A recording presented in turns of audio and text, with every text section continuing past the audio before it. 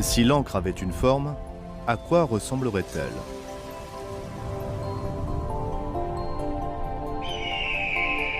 Peut-être aux pics abrupts des innombrables cimes des montagnes.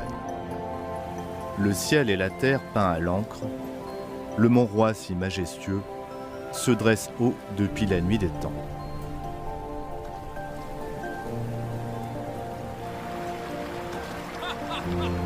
Dans la montagne sauvage, on entend des voix. Des voyageurs la gravissent. Devant la maison, le vacarme des enfants dérange les visiteurs qui prennent un verre. L'arôme du vin se mêle à la brise qui souffle entre les grands pins. Un microcosme se trouve au pied de la montagne. Qu'en est-il de l'immensité du mont Roi? L'échelle va du plus grand au plus petit, de l'audace à la subtilité.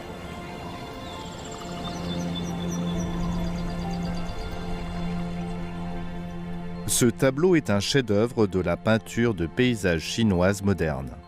Il marque la création d'un nouveau style. Il est l'œuvre d'un artiste nommé Fu Baoshi. Et le code pour déchiffrer cette peinture se cache dans la fabuleuse méthode des rides. La méthode des rides est un langage particulier de la peinture chinoise. Les artistes utilisent la pointe du pinceau pour marquer les formes et les volumes grâce au clair-obscur.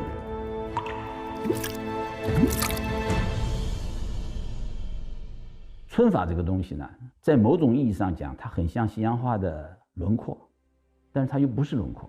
它有的时候很像西洋画的明暗调子，它也不是明暗调子。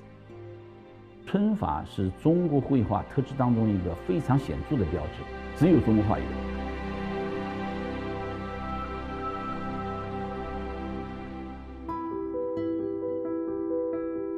Ce tableau marque l'apparition d'un coup de pinceau inédit dans l'histoire.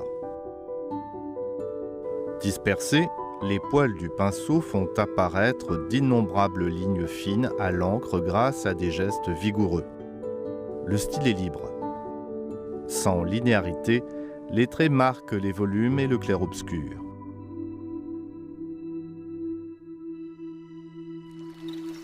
Ils transmettent le rythme de la vie.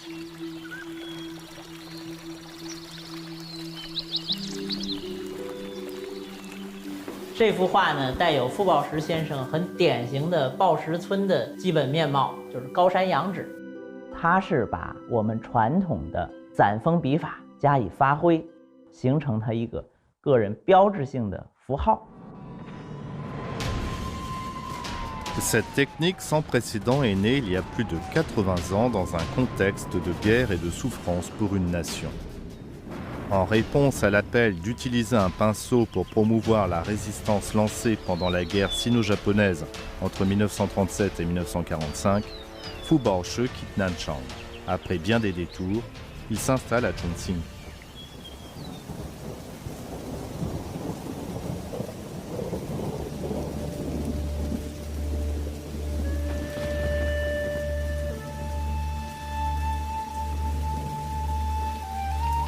Là-bas, il doit marcher tous les jours dans les montagnes pour se rendre à l'université centrale et à l'école des beaux-arts où il enseigne.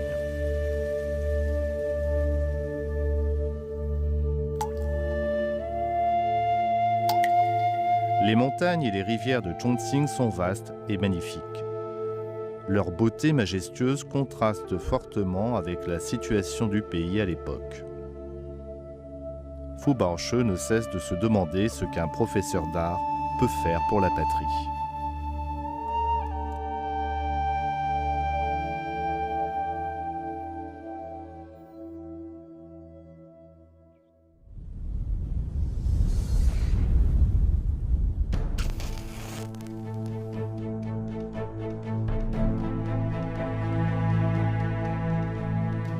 Lors d'une nuit d'orage, après avoir bu du vin de Sorgho, il ne peut contenir son ressentiment contre l'invasion étrangère et sa fierté nationale. Il saisit alors un pinceau. Abandonnant la douceur du tracé pointe au centre, il éparpille les poils du pinceau. Il se met à peindre plus vigoureusement et plus vite. Un nouveau style voit alors le jour.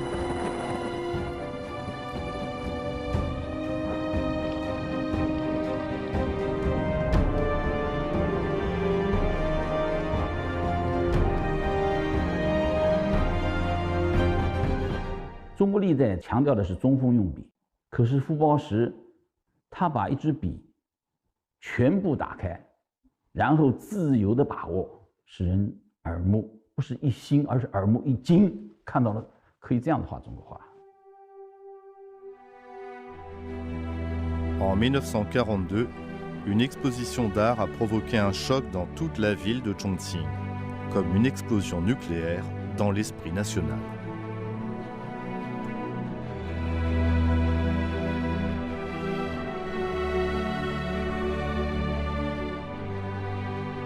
这些画里面体现出了一种生机，这种生机就是中国人的一种生命力。对于外侵，对于任何的不利于我们的，在生命力面前呢，它都是渺小的。所以它也是唤醒我们的民众的一种精神。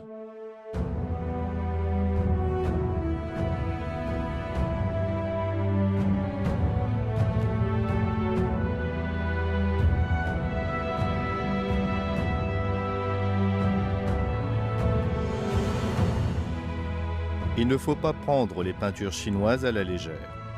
Elles peuvent représenter des paysages luxuriants, la noblesse d'esprit, l'affection pour la famille et la patrie, et les aspirations héroïques.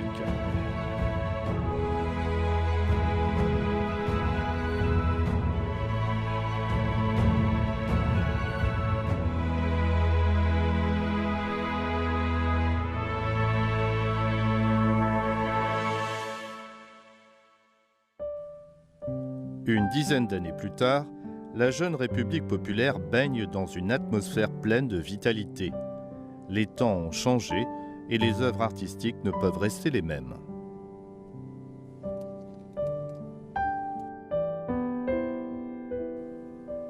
Le 15 septembre 1960, Fu Baoshi, alors président de l'Académie provinciale de peinture chinoise du Jiangsu, entame un voyage de 3 mois à la tête d'un groupe de travail composé de 13 personnes.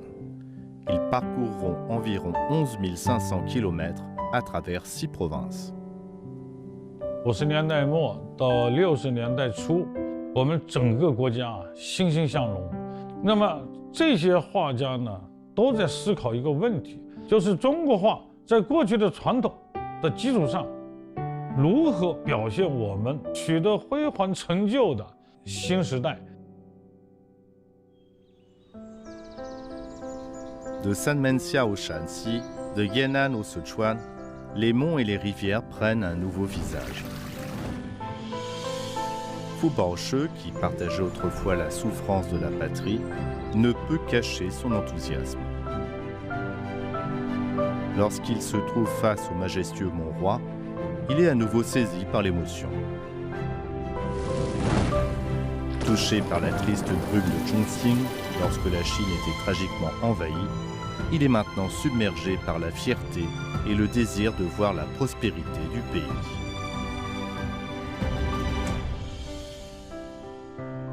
他23000里的这种深入生活、体验生活，当他看到这个画上的时候，他会想到我们的国家就会像画上这样顶天立地，向世人展示出一种中国人的这种形象。Il a de nouveau pris son pinceau. Entre les rochers, il nous semble entendre le bruissement de sa pointe. Sous les pierres dressées, le tracé semble être inachevé, montrant la scène dynamique d'une vie passionnante.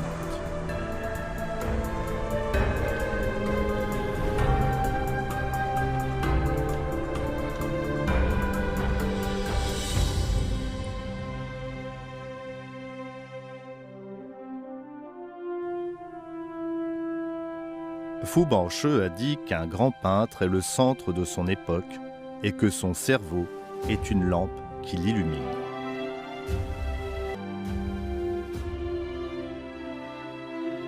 Retournons devant ce tableau pour ressentir le vent, la mer et la pluie nés sous le pinceau du peintre et pour comprendre l'esprit chinois de son époque.